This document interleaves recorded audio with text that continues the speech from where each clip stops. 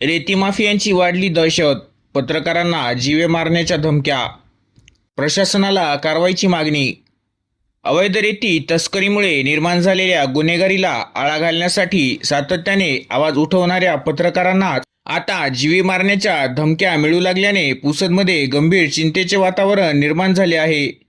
या पार्श्वभूमीवर पुसद येथील सर्व पत्रकारांनी एकत्र येऊन उपविभागीय अधिकारी तथा उपविभागीय पोलीस अधिकारी यांना निवेदन सादर करून तातडीने कठोर कारवाई करण्याची व पत्रकारांना संरक्षण देण्याची मागणी केली आहे. याच पार्श्वभूमीवर वंदे भारत न्यूज चॅनलचे प्रतिनिधी शेख महबूब शेख इब्राहिम यांना मोबाईलवरून जीवे मारण्याची धमकी देण्यात आली.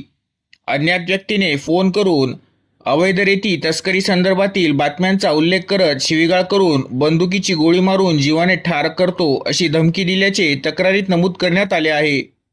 या प्रकरणी वसंतनगर पोलिसांनी अज्ञात आरोपीविरुद्ध अदखलपात्र गुन्हा नोंदविला.